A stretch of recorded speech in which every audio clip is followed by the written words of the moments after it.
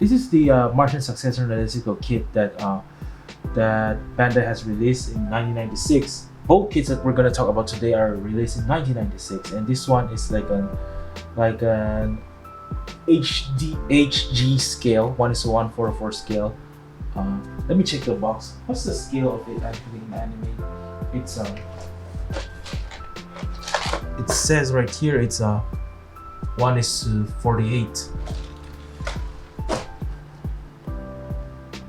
I have to say though, it's not entirely okay. I'm gonna be blunt about it. It's not a good kit. Okay, it's not good at all. There's a bunch of stickers, and even if you apply a lot of those stickers, there's still a bunch of places that doesn't have the proper sticker application, like right here, to color correct it to the proper anime accuracy. And the stickers are pretty bad. I'm terrible at applying stickers because I don't tend to do that. I tend to just paint my kits. And when I apply my stickers, that's only because I want it to be a placeholder. I snap together my kits first, and then I decide whether I want to work on it immediately or put it aside for a future paint project. And if it's something I know that I will not be working on immediately, then I apply the sticker just as a kind of a placeholder, so that once I get around to painting it, I would know which part is a color separate piece. So in terms of the looks of the Aestivalis, there are things that I like and there are also things that I don't like. Yes, this kit is full of seam lines. Everywhere you see, do you like seam lines? Then you're going to love this kit. Right here, there's a seam line. Here there's a seam line. Here there's a seam line. Here, shoulder, face. The body is probably the only part that has the least amount of seam line, but there's still a few, like right here. But that tends to also be the case in modern high grade, so I can't really complain about that too much.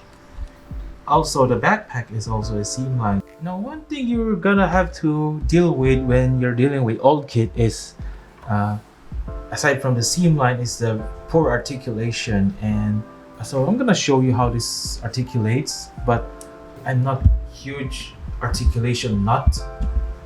I am more into airbrushing and painting my kits. That tends to be the goal when I pick up a kit. The head will do a full spin, so not too bad, right? And the arm, this shoulder can also rotate fully, although it does have I just heard an awkward sounding snap when I turned it, so I wouldn't really do it too much.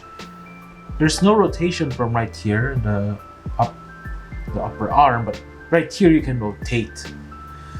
But here's my first problem with this, with the arm. Like this is a polycap, right here. The polycap is very visible, and while it does make seam removal a lot less pain in the neck in terms of needing to modify your kits, it's just ugly, man. It's ugly. And I really have a lot of problem with, I'm gonna take this off first. This whole cylindrical piece that holds together the polycap, I don't really like it. Do you see like a cylindrical piece going through the joint? You don't, right? But there's a really ugly cylindrical piece going through the joint right here. Speaking of eyesore, the hand is a polycap, and what I do have a problem with is just how ugly this thing looks, man. Look at that. What kind of hand is that? As for the body, there is no rotation at all. There is, however, a gimmick that I will show later that is kind of cool. The leg will kick up around this far, so it's okay. Not bad, right? Can it bend? Nope, it cannot bend that much. Yeah, it's just 90 degrees, just barely 90 degrees. The foot goes up about this high and this low, so nothing really spectacular. And can it do the splits? Nope. That's about as far as it can go. Let's talk about the weapons and gimmicks. Weapons. For weapons, there's this rifle. I kind of like it. The second one is the knife that this is holding up, which again is not in proper color, but it's still a nicely detailed like weapon. And there's also another one here. So there's like two of these knives. And they're nice. I like them. As for the gimmick, this thing has what the Gundam community frequently calls the core fighter feature. What this means is that there is actually like a plane that attaches into the mech, and in order to do this for this kit, you have to remove the head, take this backpack off,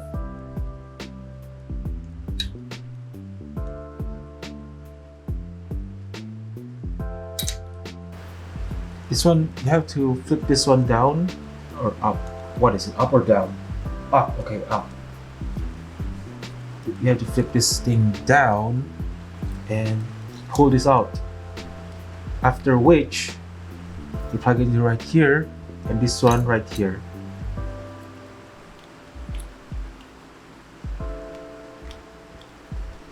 So this is what the plane, the quote-unquote core fighter looks like.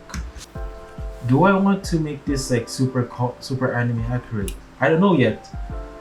I haven't decided what I want to do with this kit because I feel like even if I paint this in the proper color scheme, there will still be aspects about this kit that I don't like. But I do not have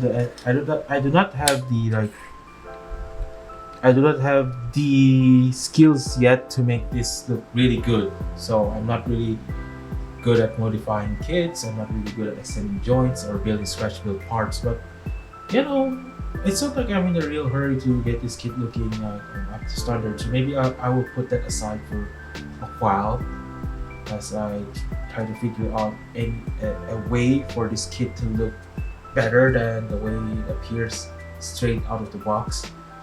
So yeah, Guymelef, this thing, and it's a single color. LM kits are pretty much resin kits in all but name. So what it means is that articulation posability is non-existent. The fitting is going to be a problem. You're probably going to require a cement for some of the parts, and it's no exception for this Escaflowne limited model kit. It's pretty much a glorified candy toy, to be honest with you. Even the box is kind of like a candy toy box. I think that this kit has its strength. Mainly, this cape looks really nice. I really like the cape. The details is also pretty good. This kit looks, in terms of details, it's great. I like it. And you easily use an enamel paint on all the other parts that require different color.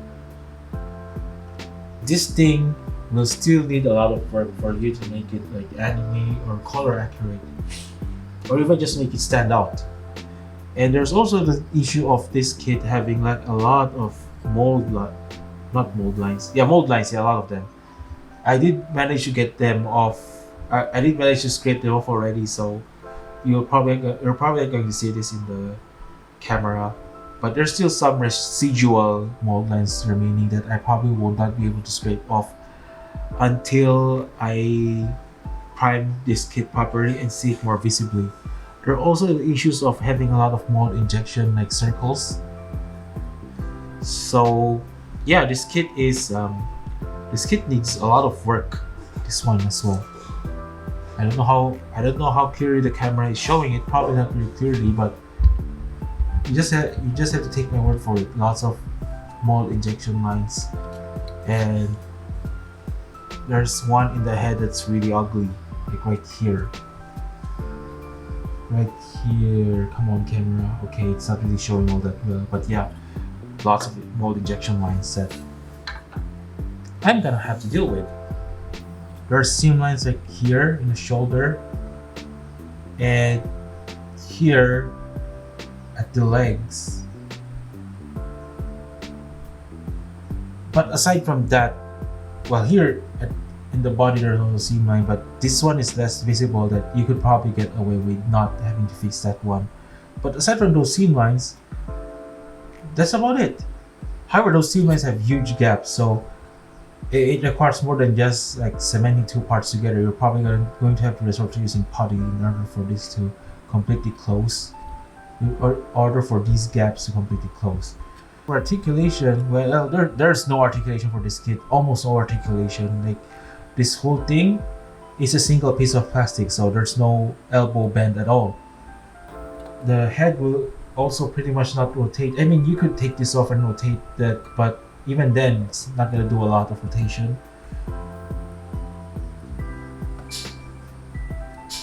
So it's not gonna win any martial arts competition, but still okay. However, the bend is really bad, man. There's almost no bend, and plus, if you do bend the leg, you're going to see some unsightly looking gaps inside. So if you don't bend it, if you just have it straight, it looks okay. There's no gap. So that's how that's how I want to keep it. So I'm not going to really do any post with this kit at all. Also, this thing, technically it can rotate, but with the cape really getting in the way, I don't really want to do that. So that's how it goes. The foot will move around this much, so really not a lot as well, and there's also no splits at all. Also, I forgot to mention that the sword is completely stuck to the hand, so you can't really take it off. It's pretty much a model kit. It's not really meant for playing, because there's nothing you can do with it other than like paint it and make it look decent. But if you have the patience to paint, you can make it look good actually without doing a lot of modification. No need to use scratch build parts. No need for extra panel scribing. Not that you can't do it, you can definitely, but you don't need to do that to make it look at least anime accurate. You just need to use a lot of paint. As for the size comparison, this thing is standing as tall as the real grade 1:144 RX-78-2. And yeah, my real grade 1:144 RX-78-2 is looking pretty terrible. It's actually one of the first kits I built when I came back to Gunpla a few years ago. And at that time, I'm not really very good at cleaning knob, but I do eventually plan on painting this kit as well, and also cleaning up the knobs, and I'm not going to do it in the same color as what it originally appeared, so that's for a future video. What I do like is the cape. I really do like it. I like it so much, man. Whee! Yeah, so those are the two vintage kits that I built for the vintage month. Now what I plan to do, I'm going to set the Aestivalis aside for a while. Guymelef? Yeah, that one I'm going to paint right after this video. I probably will work on stamping other kits before I finish painting the Guymelef too, depending on how much free time I have. Probably not going to be a lot in the past. Probably not going to be a lot in the next few days, but I will paint it, and I'm quite excited to see how it will turn out. I'm going to do an anime accurate paint for the Guymelef, so I'm looking forward to that. So with all that said, this is the end of the video, and I hope to see you in the next one. Hope you have a good day.